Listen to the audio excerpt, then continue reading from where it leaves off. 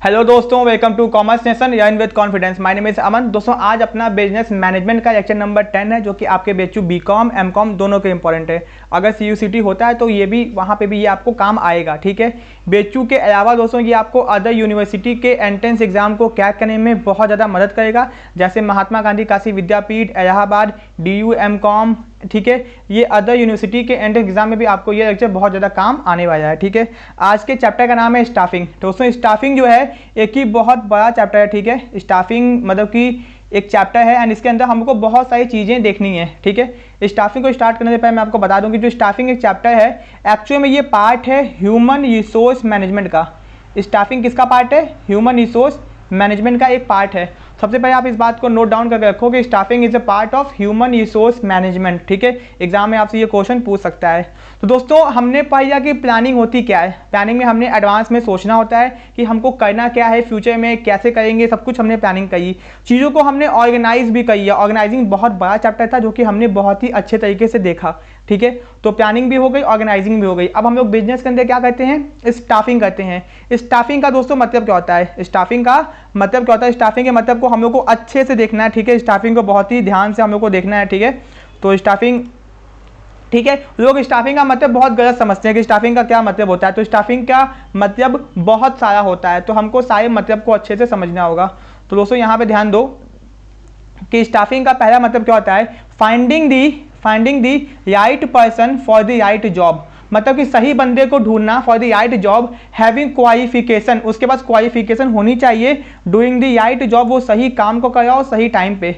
मतलब कि सही टाइम पे सही बंदा सही क्वालिफिकेशन के साथ में सही काम को कर रहा हो, इसी को कहते हैं स्टाफिंग। स्टाफिंग का मतलब होता है बिजनेस के अंदर जिस बंदे की ज़रूरत है उस बंदे को या बंदी को काम पे रखा जाए, उसके पास क्वालिफिकेशन होना चाहिए एंड उसको वही काम दिया जाए जो उसको आता है उसके क्वालिफिकेशन के हिसाब से। तो दोस्तों आपको लगता होगा स्टाफिंग का मतलब एक ऐसा प्रोसेस जिसके अंदर लोगों को नौकरी पे रखना, ये होता है स्टाफिंग। तो दोस्तों केवल नौकरी पे रखना ही स्टाफिंग नहीं होता है, स्टाफिंग के अंदर बहुत सारी चीज़ें आती हैं।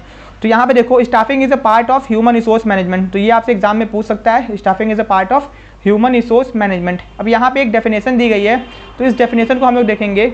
The process involve in identifying, जिसमें हमको आइडेंटिफाई करना पड़ता है, एसेस करना पड़ता है, प्लेस करना पड़ता है, इवेल्युएट करना पड़ता है। किसको? लोगों को। किसको मतलब? लोगों को। एंड उनको डायरेक्ट देना पड़ता है एट वर्क, जिसमें कि उनको काम कैसे करना है। तो ये एस बेंजामिन ने ये दिया था, तो ये कोई खास मीनिंग नहीं बता पाया है। ठीक है, अब नीचे देखते हैं, the managerial function of directing and controlling may not be possible in the absence of staffing. Staffing के बगैर आपका डायरेक्टिंग और कंट्रोलिंग पॉसिबल नहीं है। तो ये आपसे बाई चांस एग्जाम में क्वेश्चन पूछ सकता है। ठीक है, अब देखो ये है अपना तगड़ा आइटम। ये क्या बताता है? ये बताता है कि रिक्रूटमेंट सेलेक्शन, मतलब किसी को रिक्रूट करना, सेलेक्ट करना, उसको ट्रेनिंग देना, उसका डेवलपमेंट करना, प्लेसमेंट, प्रमोशन, ट्रांसफर, जॉब की description, job specification, job evaluation, performance appraisal, compensation, कितना पैसा उसको देना है, plan, separation and various organs of the staffing. दोस्तों स्टाफिंग का मतलब ये सारी चीज़ें होती हैं। केवल एक बंदे को नौकरी पे रखना ही स्टाफिंग नहीं होता है, उसको नौकरी पे रखना, उसको सेलेक्ट करना, उसकी ट्रेनिंग करवाना, उसकी प्लेसमेंट, उसका प्रमोशन के बारे में सोचना, उसका ट्रांसफर कैसे करना है, क्या काम करवाना है उससे, ठीक है, कितना पैसा उसको देना है। ठीक है, ये सब कुछ आपका स्टाफिंग के अंदर आता है। बिजनेस के अंदर जब भी स्टाफिंग की बात आती है तो केवल आपका नौकरी पे रखना ही नहीं होता है, ये सब कुछ स्टाफिंग के अंदर आता है। पूछ लेगा ट्रेनिंग किसके अंदर आता है? स्टाफिंग के अंदर आता है। ठीक है ना, सिलेक्शन किसके अंदर आता है? स्टाफिंग के अंदर आता है। तो ध्यान रखना बात को, चीज़ों को समझो। ठीक है, तो लोग बस क्या समझते हैं? Finding the right person for the right job is known as staffing. तो ये तो ठीक है ना, बट बाकी चीज़ों को भी इंक्लूड करो ना। एग्जाम में क्वेश्चन आता है कि सेलेक्टिंग किस में आता है, रिक्रूटमेंट किस में आता है। ठीक है, तो इस बात को ध्यान रखना।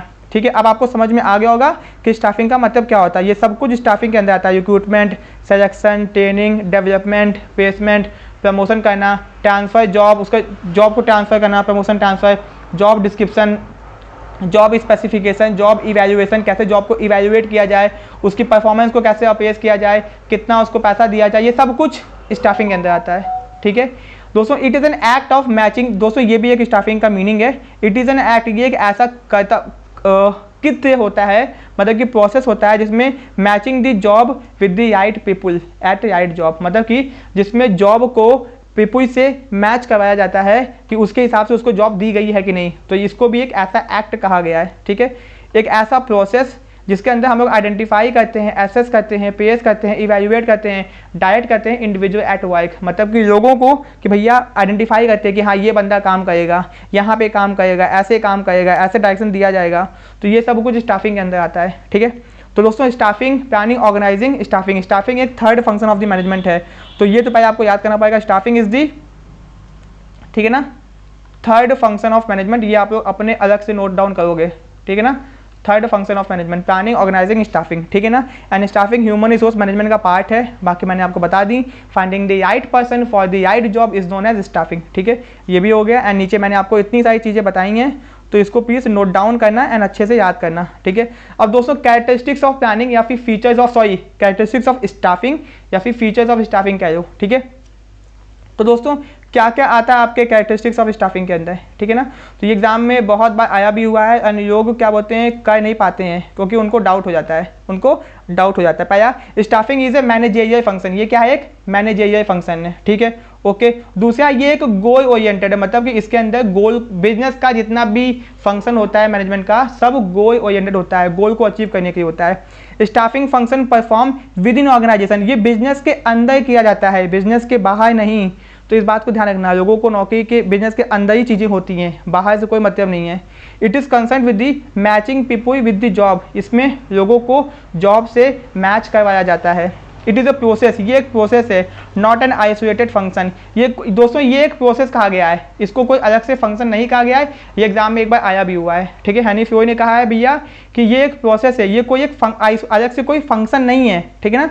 ये तो भैया हेनी फ्योरी के हिसाब से स्टाफिंग कोई फंक्शन है ही नहीं, ये भी एग्जाम में पूछा गया है।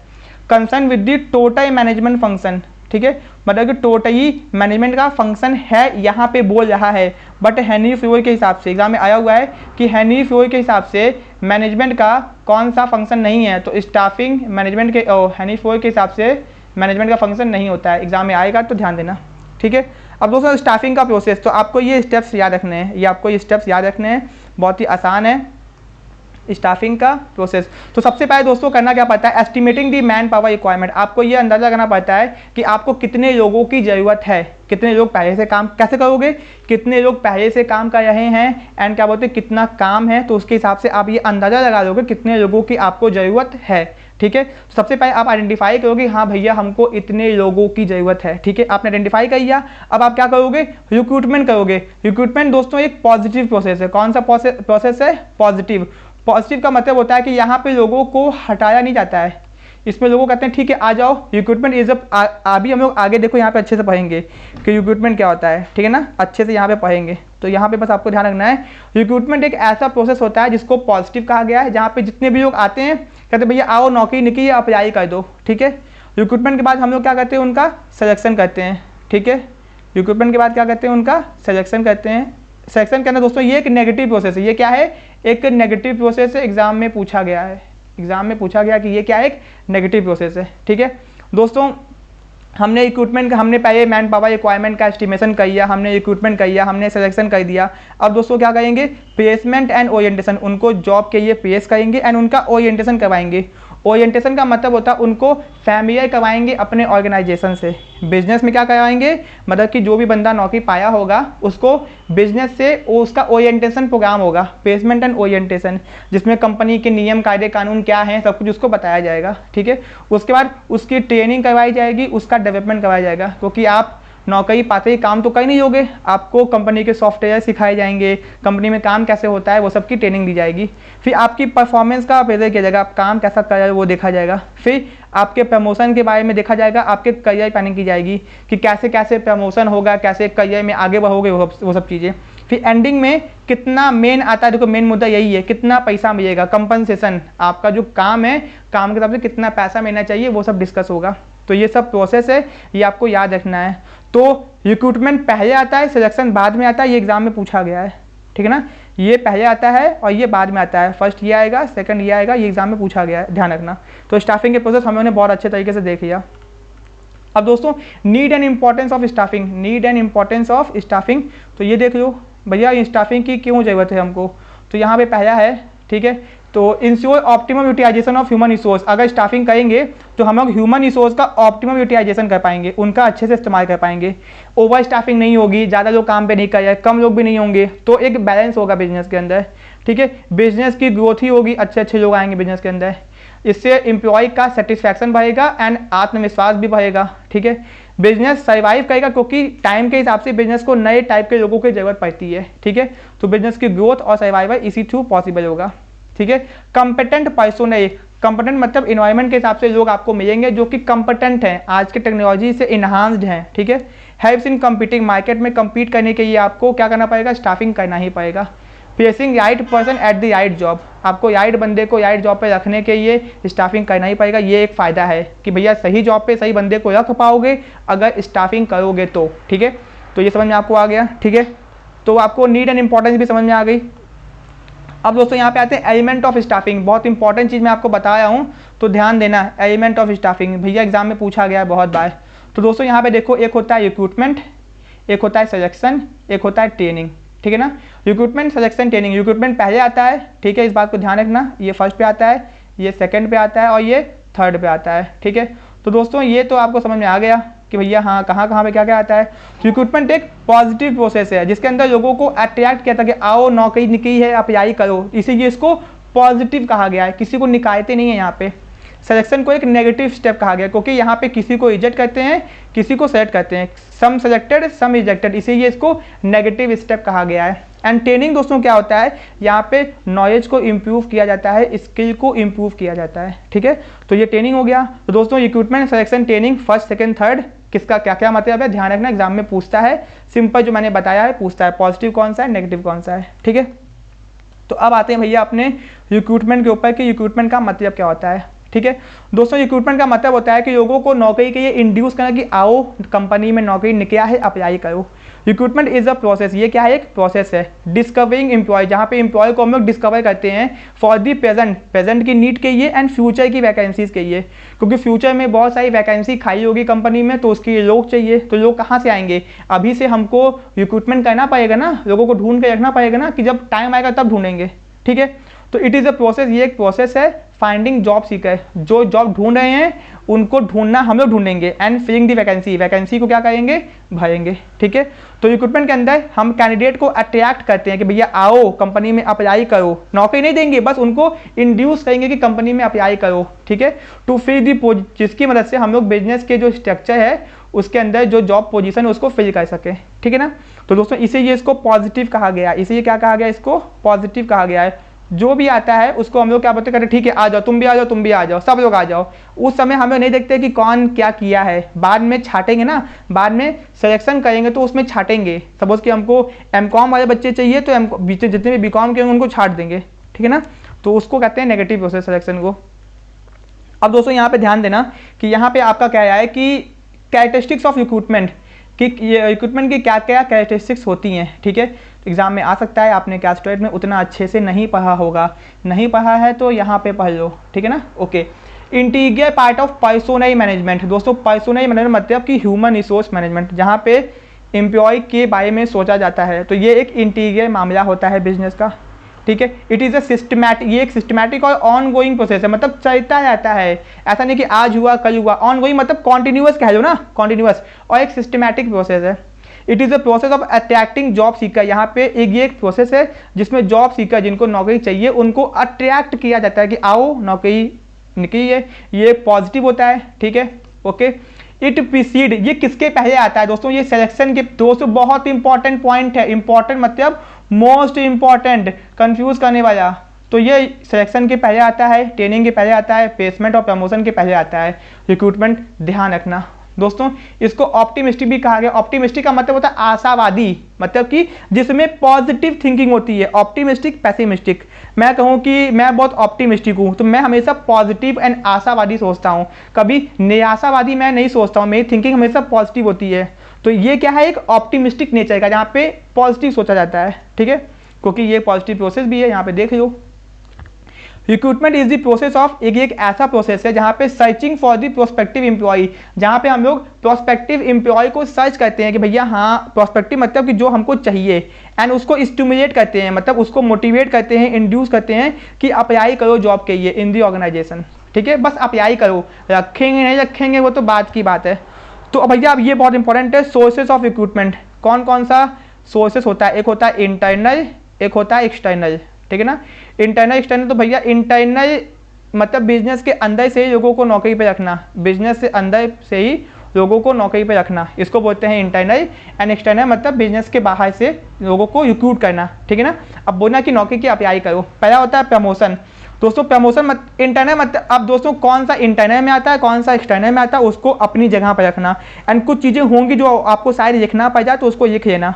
ठीक है, पहला होता है प्रमोशन। दोस्तों प्रमोशन क्या होता है? प्रमोशन मतलब कि आप किसी एक पोजीशन पे हो, आपका अपर क्या बोलते हैं जॉब के लिए आपको प्रमोट कर दिया गया।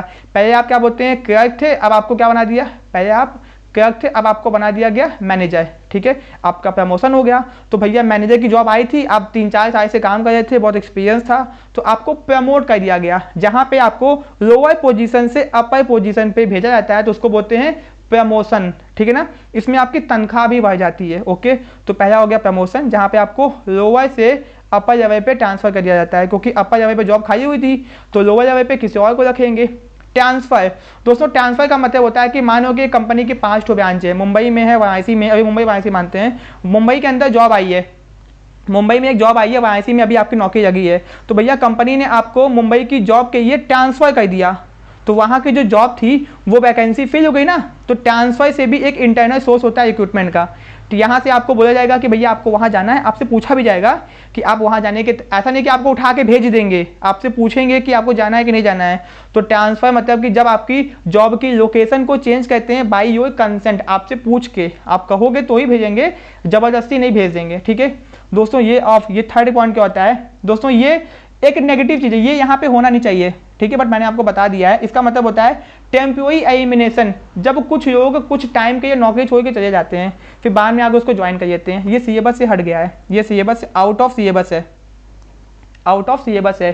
ले ऑफ का मतलब होता है कि आपको कुछ टाइम के लिए एलिमिनेट कर दिया गया है, क्योंकि बहुत ज़्यादा स्टाफिंग हो गई थी, बहुत ज़्यादा लोग हो गए थे बिजनेस के अंदर, इसीलिए आपको कुछ टाइम के लिए नौकरी से बैठा दिया गया, बाद में आपको बुलाया जाएगा। ठीक है, तो ये भी एक इंटरनल सोर्स होता है, पुराना टॉपिक है तो मैंने ऐड कर दिया है, तो इसको ध्यान में रखना।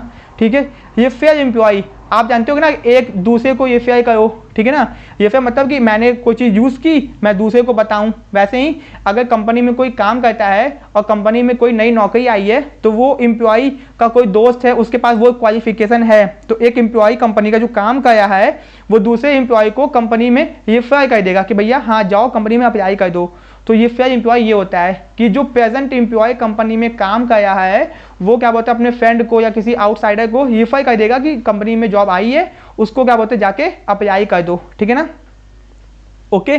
प्रीवियस एप्लीकेंट, पहले से किसी ने कंपनी के अंदर एप्लीकेशन देके रखी हुई है, ठीक है ना, तो उसको कंसीडर करते हैं, पहले शायद वो काम कर चुका हो या कोई जॉब पोजीशन हाई पे आई हो तो उसने दिया हो कि अगर वहाँ पे पोजीशन आए तो मेरे को कंसीडर करना क्योंकि मेरी क्वालिफिकेशन है वैसी।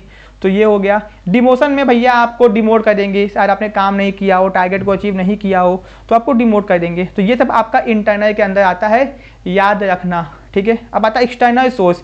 एक्सटर्नल के अंदर क्या क्या आता है? पहला डायरेक्ट रिक्रूटमेंट, कंपनी में जाओ डायरेक्ट आपका रिक्रूटमेंट हो जाएगा, सीधे आपका इंटरव्यू होगा, सीधे नौकरी पा जाओगे। कैजुअल कॉलर, कैजुअल कॉलर क्या होता है कि भैया आप हर कंपनी में अपना CV छपवा के जाके जमा कर देते हो, ठीक है ना, तो क्या बोलते हैं कंपनी जब आपका CV देखेगी तो आपको कॉल करेगी। कैजुअल मतलब आपको कॉल करेगी कि आ जाओ कंपनी में इंटरव्यू है, अप्लाई कर दो। तो कैजुअल कॉलर वो लोग होते हैं जो अपना CV छपवा के कंपनी में जाके जमा कर देते हैं बहुत सारे। जब कंपनी को नीड होती है कंपनी उनका CV चेक करती है और उसका उनको कॉल करती है। तो ये हो गया कैजुअल कॉलर। ठीक है, आपको याद रखना है कौन सा इंटरनल में कौन सा एक्सटर्नल में। एडवर्टाइजमेंट में न्यूज़पेपर में छपा देंगे नौकरी निकली भैया आ जाओ, देखते ही होगे। एम्प्लॉयमेंट एक्सचेंज और प्लेसमेंट एजेंसी सेम है, बस नाम अलग अलग है। एम्प्लॉयमेंट एक्सचेंज क्या होती है? आपने देखी भारत मूवी सलमान खान की, जहाँ पे उसको विदेश के अंदर जॉब मिलती है, तो सेम है कि आपको बहुत सारी अदर कंट्री की क्या बोलते हैं गवर्नमेंट वहाँ के कंपनियाँ यहाँ पे आके एम्प्लॉयमेंट एक्सचेंज खोलती हैं, ठीक है ना, जो कि आपको अदर कंट्री में भी जॉब दिलवाती हैं और सेम कंट्री में भी आपको जॉब दिलवाती हैं। ठीक है ना। आपको यहाँ से बहुत सारे लोगों को एक साथ उठा के ले जाएंगी। ध्यान रखना, एम्प्लॉयमेंट एक्सचेंज में कोई आपको केपीओ काम नहीं मिलेगा, मतलब कोई नॉलेज वाला काम नहीं मिलेगा, आपको मिलेगा बीपीओ वाला काम, मतलब कि वर्क फोर्स वाला काम मिलेगा। कोई अच्छा काम नहीं मिलेगा, जो भी काम होगा उसका स्टैंडर्ड थोड़ा सा नीचे ही होगा, जैसे कि गार्ड का जॉब हो गया, ठीक है ना, ये सब हो गया, वर्कर की जॉब हो गई, ये सब हो गया, वॉचमैन, ये सब टाइप का जॉब, ठीक है। कैंपस रिक्रूटमेंट, आपको पता होगा, आप अच्छे से कॉलेज से बीकॉम एमकॉम एमबीए करोगे तो कैंपस के अंदर कंपनीज आती हैं 3rd ईयर में, और आपको कैंपस से ही सीधे इंटरव्यू और एग्जाम करवा के सीधे कैंपस से ही नौकरी आपको दे देती हैं। तो campus interview is a process जिसके अंदर कंपनी सीधे कॉलेज के अंदर आती हैं, नई नई कंपनियां, एंड जो क्या बोलते हैं उनका इंटरव्यू भी करवाती हैं, कहीं कहीं एग्जाम भी होता है, उसके हिसाब से उनको नौकरियां देती हैं, ठीक है। इसमें ज़्यादा पैसा नहीं मिलता है, बच्चों में भी कंपनी आती है।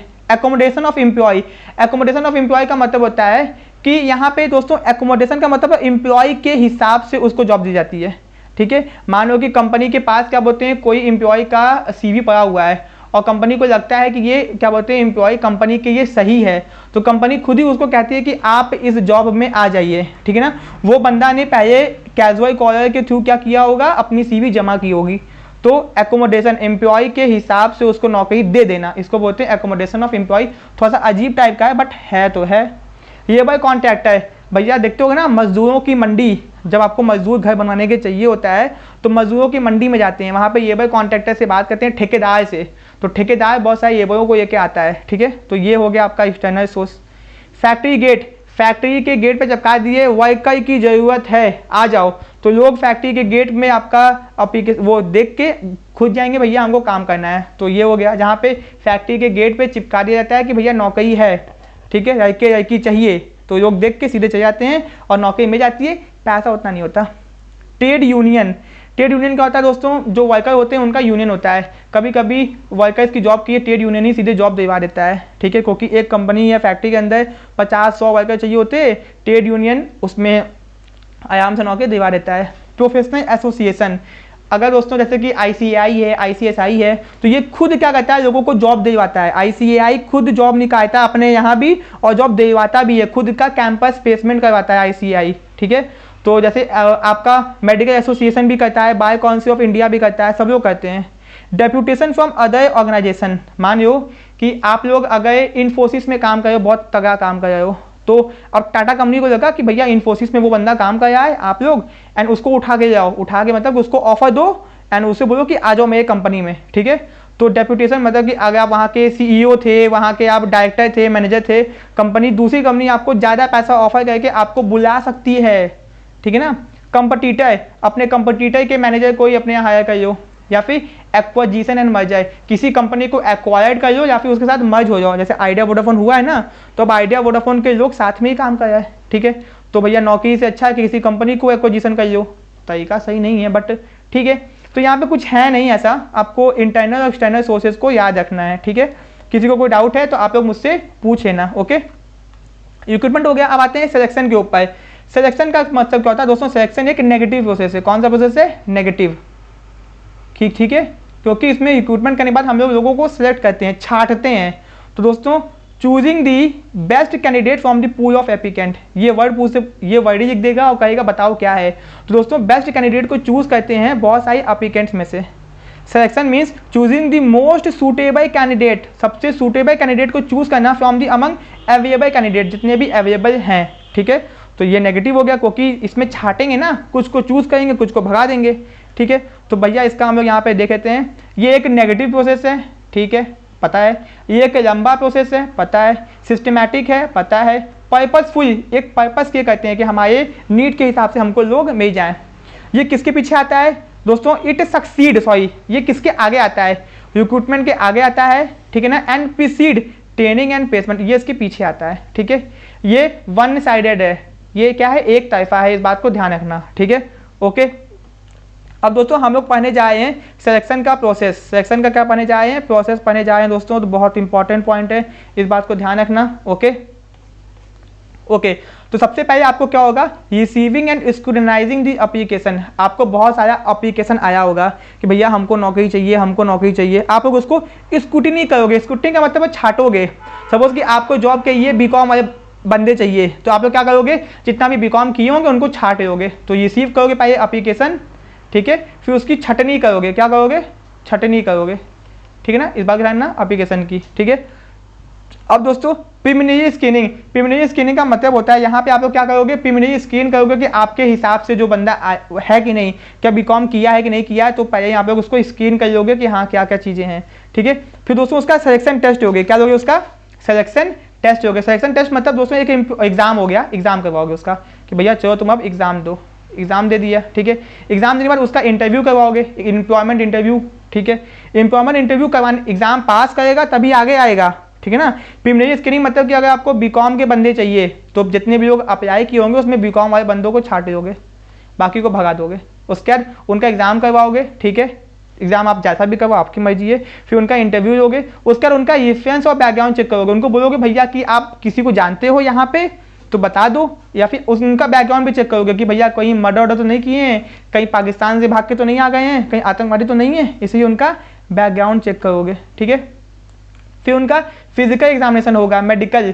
दोस्तों आज के टाइम पे जितनी भी प्राइवेट कंपनियां हैं वो अपने एम्प्लॉय का मेडिकल एग्जामिनेशन करवा देती हैं, क्या पता नौकरी मिल गई उसको, एक का नौकरी दे दिए, पता चला बाद में उसको कैंसर है, तो भैया दिक्कत हो जाएगा ना, तो कंपनी उसका इलाज करवाती जाएगी, काम क्या करेगा कंपनी के लिए, ठीक है। फिर कंपनी डिसीजन लेगी कि उसको सेलेक्ट करना है कि नहीं, उसका सेलेक्ट करने के बाद उसको जॉब ऑफर देगी, तो जॉब ऑफर सेलेक्ट करने के बाद दिया जाता है कि ये जो ऑफर है अब तुमको ये जॉब का ऑफर दिया जाया है। उसके बाद वो कॉन्ट्रैक्ट फॉर एम्प्लॉयमेंट को साइन करता है कि भैया देखो ये कॉन्ट्रैक्ट फॉर एम्प्लॉयमेंट है, नौकरी का एग्रीमेंट, क्या है, नौकरी का एग्रीमेंट है। जब वो साइन कर देगा उसके बाद उसके कंपनी में प्लेसमेंट करवाया जाएगा और ओरिएंटेशन, कंपनी के माहौल से, कंपनी के नियम कार्य कानून से उसका क्या बोलते हैं परिचय करवाया जाएगा। ओरिएंटेशन मतलब कि फैमिलियर करवाया जाएगा कंपनी के स्ट्रक्चर से।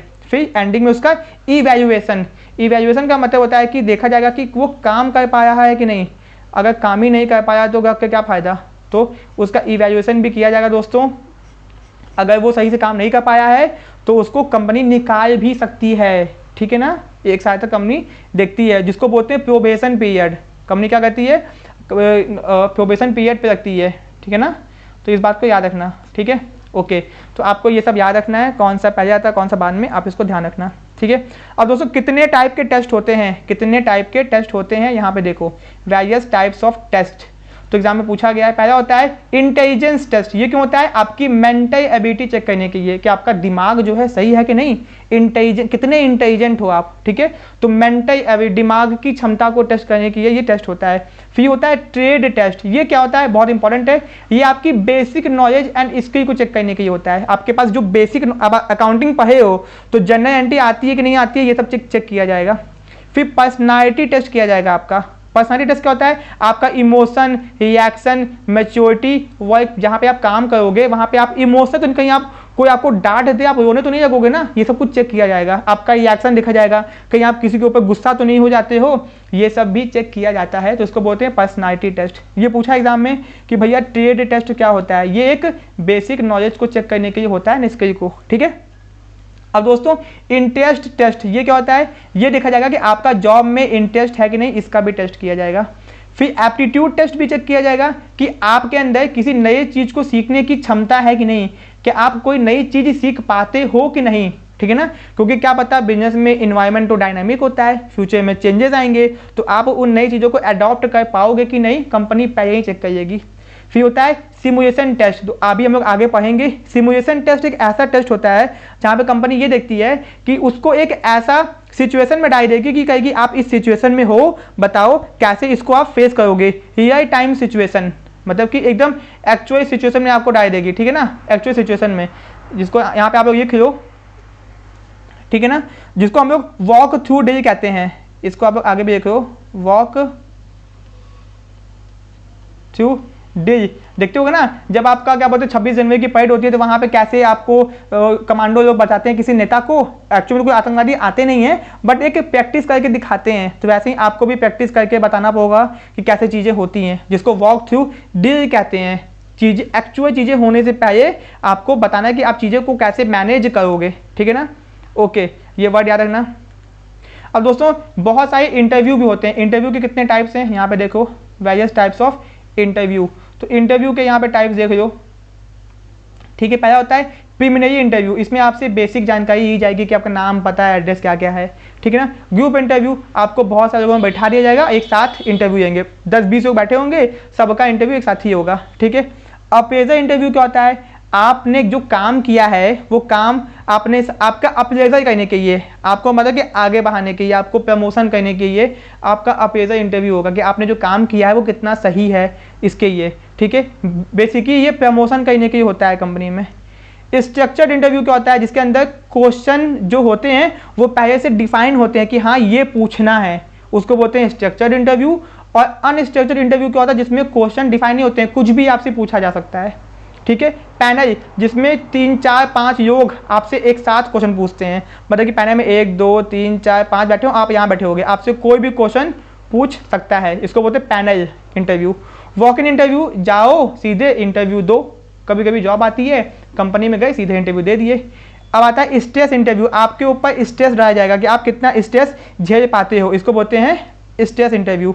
एग्जिट का मतलब ये नहीं कि जब आप नौकरी छोड़ोगे तो आपका इंटरव्यू लिया जाएगा, आपसे ये पूछा जाएगा कि आप कंपनी को कब छोड़ोगे, आपसे ये पूछा जाएगा इंटरव्यू के टाइम पे, जिसको बोलते हैं एग्जिट इंटरव्यू। कि he and she when leave company, तो आपसे यही पूछेंगे, एंड कब आप छोड़ सकते हो, ये सब आपसे पूछेंगे, ठीक है ना। क्योंकि क्या पता नौकरी पाए, काम करने लगे, कहीं और जॉब ऑफर मिल गया, आप भाग गए वहाँ से, ठीक है, कंपनी का तो नुकसान हो जाएगा ना बेटा, ठीक है। अब आते हैं ट्रेनिंग के ऊपर। ट्रेनिंग क्या होता है दोस्तों, ट्रेनिंग का मतलब होता है लर्निंग न्यू स्किल, जब हम लोग नई चीज़ों को सीखते हैं, एंड या फिर आर्ट ऑफ डूइंग, नई चीज़ों को करने के तरीके को, उसको बोलते हैं ट्रेनिंग। जब भी होता हम लोग न्यू स्किल सीखते हैं या फिर आर्ट ऑफ डूइंग, तो उसको बोलते हैं training. It is a process of skill development, ये क्या है, एक स्किल डेवलपमेंट का प्रोसेस है, ठीक है, बहुत इंपॉर्टेंट है। Process of increasing efficiency and effectiveness, भैया अपने इंसान अपनी एफिशिएंसी को और इफेक्टिवनेस को बढ़ाने के लिए ट्रेनिंग करता है, चीज़ों को और बेहतर और कम टाइम में करने के लिए इंसान क्या करता है, ट्रेनिंग करता है, जिससे चीज़ों को और अच्छे, बेहतर और सस्ते एंड ऑप्टिमम तरीके से कर सके, ठीक है ना। तो ये होता है ट्रेनिंग, नई चीज़ों को सीखने के लिए। Process of knowing how to do, चीज़ों को कैसे करना है, how to do in a better way and so on, कैसे अच्छे तरीके से करना है, इसी को बोलते हैं training. Training is the act of और इंक्रीजिंग, अपनी नॉलेज को, अपनी स्किल को इंक्रीज करना, डूइंग अ पर्टिकुलर जॉब, किसी पर्टिकुलर जॉब के लिए, तो उसको बोलते हैं ट्रेनिंग। सपोज कि मान लो बैंक में आप गए हो, तो बैंक में आपको टैली आना चाहिए, तो अपने टैली को सीखने की ट्रेनिंग ही है। तो भैया सिंपल सी बात है, अकाउंटिंग आती थी, आपने बस टैली को सीख लिया, बात खत्म, तो भैया आपको जॉब करने में अब आपको आसानी होगी। अब आते हैं कैरेक्टरिस्टिक्स ऑफ ट्रेनिंग, तो ये आपसे एग्जाम में पूछेगा ही पूछेगा, पूछा भी गया है, ठीक है। Training is a process of learning, ये एक सीखने का तरीका है। ट्रेनिंग एक कॉन्टिन्यूअस और सिस्टमैटिक प्रोसेस है, बहुत सही। ये एक गोल ओरिएंटेड प्रोसेस है, इसमें गोल को अचीव किया जाता है। ये ह्यूमन रिसोर्स डेवलपमेंट के ऊपर फोकस करता है कि इंसानों को कैसे डेवलप किया जाए, चीज़ों उनको और बेहतर कैसे बनाया जाए। एप्लीकेशन ओरिएंटेड कुछ ना कुछ सिखाया जाता है चीज़ें उनको। It is an investment in human resource, इसको एक तरीके से इन्वेस्टमेंट कहा गया ह्यूमन रिसोर्स के ऊपर, ठीक है। तो दोस्तों अपने को समझ में आ गया, इतना ट्रेनिंग भी हो गया। बस अपना ये लास्ट टॉपिक है मेथड्स ऑफ ट्रेनिंग, तो हम लोग अब ये पढ़ेंगे मेथड्स ऑफ ट्रेनिंग। कितने तरीके का ट्रेनिंग होता है, एक होता है दोस्तों ऑन दी जॉब, जिसको हम लोग कहते हैं जब आप काम कर रहे हो, काम करते टाइम पे जब आपको ट्रेनिंग करवाई जाती है, आपके वर्क प्लेस पे जहाँ पे आप काम करते हो वहीं पे आपकी ट्रेनिंग करवाई जाएगी, आपको कुछ नया सिखाया जा रहा है। When employ is trained by performing a job, आपको ट्रेन तब किया जा रहा है, आपको नई चीज़ें तब सिखाई जा रही हैं जब आप काम कर रहे थे। And at your work place, कहाँ पे, आपके वर्क प्लेस पे, आपको कहीं और उठा के नहीं जाएंगे, जहाँ पे काम करो ना वहीं पे आपकी ट्रेनिंग होगी, ठीक है। इसको दूसरा नाम है लर्न बाय डूइंग, करते रहो सीखते रहो, करते रहो सीखते रहो, काम करते करते सीखते रहो, ठीक है, बहुत सही। तो कॉमन टेक्निक का नाम यहाँ पे क्या क्या है दोस्तों, तो नाम याद कर लो, ठीक है ना, पूछा है कॉमन टेक्निक क्या है, यहाँ पे नाम याद कर लो। तो पहला है आपका apprenticeship training, apprenticeship program training, spelling थोड़ा सा आए हटा देना यहाँ से दोस्तों। यहाँ पे इसका एग्जांपल आगे लिखा हुआ प्लम्बर के साथ छोटू, इसका मतलब क्या होता है दोस्तों, मतलब क्या होता है कि मानो कि कोई एक बंदा काम में एक्सपर्ट है, आपने उसके साथ में एक छोटू को लगा दिया, तो वो छोटू उसके साथ में रहते तो चीज़ों को सीखिएगा। तो वैसे ही होता है अप्रेंटिसशिप। जब कोई डॉक्टर लोग बनते हैं, डॉक्टर बनने से पहले एक मेन डॉक्टर के साथ में लगे होते हैं। जब डॉक्टर ऑपरेशन करता है तो वो उसकी मदद करते हैं साथ में। तो वैसे ही क्या होता है, वो चीज़ों को सीख जाता है। तो एक असिस्टेंट के तौर पे आप पहले असिस्टेंट बनोगे, तभी जाके आप बाद में उसका एक्चुअल जॉब पोजीशन में आ पाओगे। तो इसको बोलते हैं अप्रेंटिसशिप प्रोग्राम ट्रेनिंग, जहाँ पे जो एक्चुअल बंदा जिसको काम आता है, डॉक्टर हो गया, ठीक है। जैसे प्रोफेसर बनने की पहले आपको असिस्टेंट प्रोफेसर और उसके पहले लेक्चरर बनना पड़ता है। तो सेम चीज़ यहाँ पे है, ठीक है। अब दोस्तों on the specific job training भी कहते हैं इसको, बस नाम है दोस्तों। कोचिंग भी क्या है, एक आपका ऑन दी जॉब है। क्या है, ऑन दी जॉब टेक्निक है, जिसमें आपको एक गाइड, आपको सुपीरियर क्या करेगा, आपको गाइड करेगा, चीज़ें आके बताएगा, आपका सुपीरियर जो कि एक्सपर्ट है अपना नॉलेज में। इंटर्नशिप ट्रेनिंग, इंटर्नशिप का मतलब होता है आपको प्रैक्टिकल नॉलेज। आप लोग जब बेचू से MBA करोगे, MBA मतलब MFM, ठीक है, तो आपकी प्रैक्टिकल नॉलेज को इन्हांस करने की आपको इंटर्नशिप ट्रेनिंग करवाई जाएगी, ठीक है। आप लोग किसी बैंक में भी कर सकते हो, मतलब कि प्रैक्टिकल ये चीज़ें कैसे होती हैं उसको देखने के लिए आपको भेजा जाएगा, ठीक है ना। मतलब प्रैक्टिकली चीज़ें समझाने के लिए, आप कितना पढ़ा दें आपको समझ में नहीं आएगा काम कैसे होता है जब तक आपको वर्क के लोकेशन पे ना लेके जाएं, ठीक है। लेकिन यहाँ पे दोस्तों होता क्या है, ठीक है, आपको कंपनी के अंदर ही इंटर्नशिप करवाया जाएगा, बाहर ही नहीं भेजा जाएगा, ठीक है। अब आता है जॉब रोटेशन। क्या आता है, जॉब रोटेशन। आपकी जॉब को रोटेट करेंगे। जब भी आप बैंक में जॉब पाओगे ना, तो पहले आप कैश डिपार्टमेंट में होगे, फिर लोन में होगे, फिर किसी और में होगे।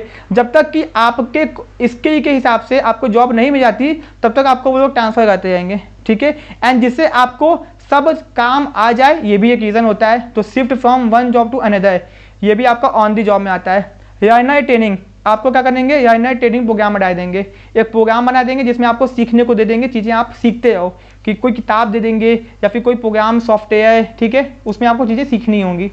Creation of assistant to position, मतलब कि आपको क्या बोलते हैं, असिस्टेंट बना देंगे, ठीक है ना। एक असिस्टेंट बना देंगे कि क्या बोलते हैं, किसी पोजीशन का, जिससे कि आप चीज़ों को असिस्ट करो, जिससे आप चीज़ों को बेहतर समझ पाओगे, ठीक है। ये सब नाम है, बहुत सारे ट्वेल्थ में नहीं होगा। टेम्पोरी प्रमोशन, आपका टेम्पोरी प्रमोशन कर देंगे, जिससे कि आप हाई पोजीशन पे जाके फील कर पाओगे काम को कैसे करना है, एंड करके देखो, आपको एक्चुअली में जब प्रमोशन होगा ना, तो आप चीज़ों को और बेहतर समझ पाओगे, ठीक है। ओके, ये हो गया आपका ऑन दी जॉब। अब ऑफ दी जॉब आते हैं, ठीक है। बस ये अपना लास्ट टॉपिक है, इसका चैप्टर अपना खत्म हो जाएगा। Of the job, of the job का मतलब होता है कि आपको आपके वर्क प्लेस से अलग ले जाके आपको ट्रेनिंग करवाई जाएगी। मतलब कि जहाँ पे काम करो, हो सकता है कि वहाँ से दूसरी जगह लेके जाएं एंड ट्रेनिंग करवाएं। तो ये है पहला बहुत इंपॉर्टेंट वेस्टिब्यूल ट्रेनिंग। अगर कोई क्या बोलते हैं दोस्तों, कोई क्या बोलते हैं डेलीगेट मशीन ही है, मतलब बहुत एक्सपेंसिव हैवी मशीन है, तो उस पर आपको काम करने को नहीं भेज देंगे सीधे, पहले आपको उसका डुप्लीकेट मॉडल एरोप्लेन उड़ाने से पहले आपको वर्चुअल एरोप्लेन में बैठाएंगे, जिससे कि उड़ाओगे तो कहीं भिड़ा दिए तो इसे ही आपको वर्चुअल एरोप्लेन पे बैठाएंगे, डुप्लीकेट मॉडल पे, जिससे कि आप क्या बोलते हैं चीज़ों को सीख पाओ, समझ पाओ। तो एक्चुअल चीज़ों को ये जाने से पहले आपको डुप्लीकेट मॉडल के ऊपर प्रैक्टिस करवाई जाएगी। अगर वो मशीन एक्सपेंसिव होगी और डेलीगेट होगी तो ऐसा किया जाता है, ठीक है ना। इसको बोलते हैं वेस्टिब्यूल ट्रेनिंग, वरना सीधे आपको मशीन में बैठा दिए, एरोप्लेन में बैठा दिए, आप ठोक दिए, ठीक है। सिंपल सी बात है जी, मशीनें बहुत महंगी महंगी आती हैं कंपनीज के अंदर।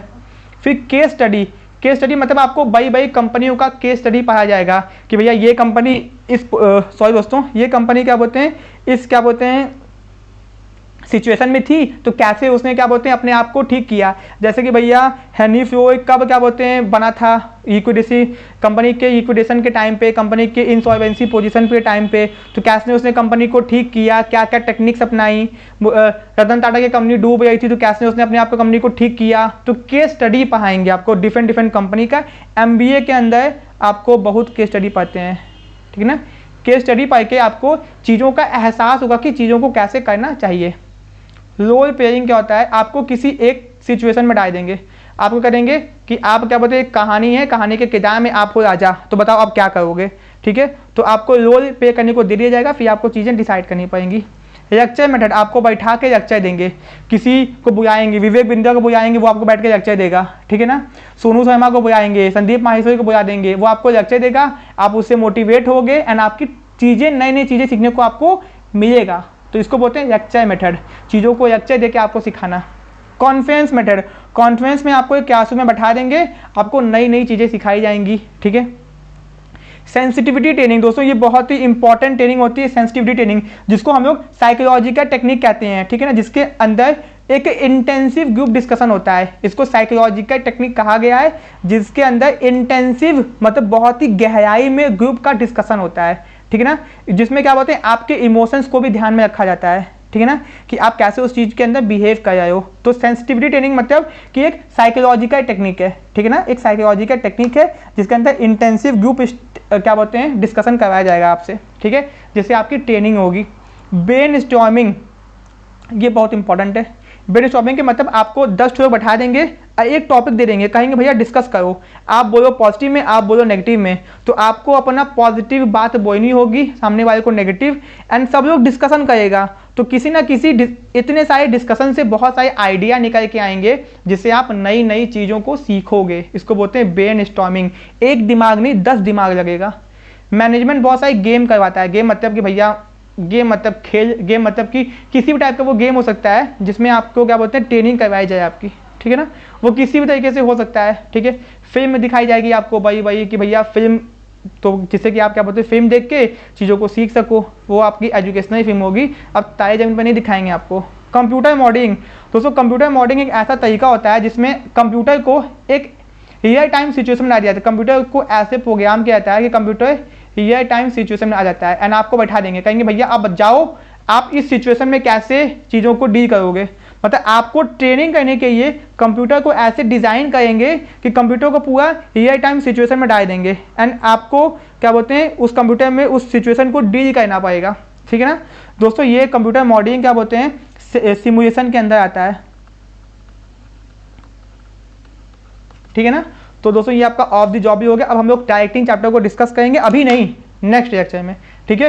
तो स्टाफिंग अपना बहुत ही अच्छे तरीके से खत्म हो गया। किसी को कोई दिक्कत है तो वो मुझसे पूछ सकता है। वीडियो पसंद आया तो वीडियो को लाइक, चैनल को सब्सक्राइब दोस्तों कर देना। बहुत ही जल्दी हम लोग डायरेक्टिंग चैप्टर को भी खत्म कर देंगे एक साथ, directing and controlling. Now our अपना बिजनेस मैनेजमेंट खत्म हो जाएगा, ठीक है। तो वीडियो को लाइक, चैनल को सब्सक्राइब कर देना दोस्तों, एंड बहुत जल्दी अपने नेक्स्ट लेक्चर में मिलेंगे। कॉमर्स सेशन को ऐप को डाउनलोड नहीं किया है तो कर लो, आपको बहुत सारे बेनिफिट वहाँ पे मिलेंगे। कोर्सेज को सब्सक्राइब नहीं किया है तो कोर्सेज को सब्सक्राइब कर लो। एंड आप दोस्तों अभी तक हम लोग की बुक को परचेज नहीं किया है, ठीक है ना, बुक को, तो बुक भी आप लोग परचेज कर सकते हो, ठीक है। तो ये आपके ऊपर है, आपको प्रॉपर नोट्स आपके घर पे मिल जाएंगे, ऑल इंडिया, ठीक है। तो चाहते हैं, एंड नेक्स्ट वीडियो में आपसे मिलते हैं। Thank you so much.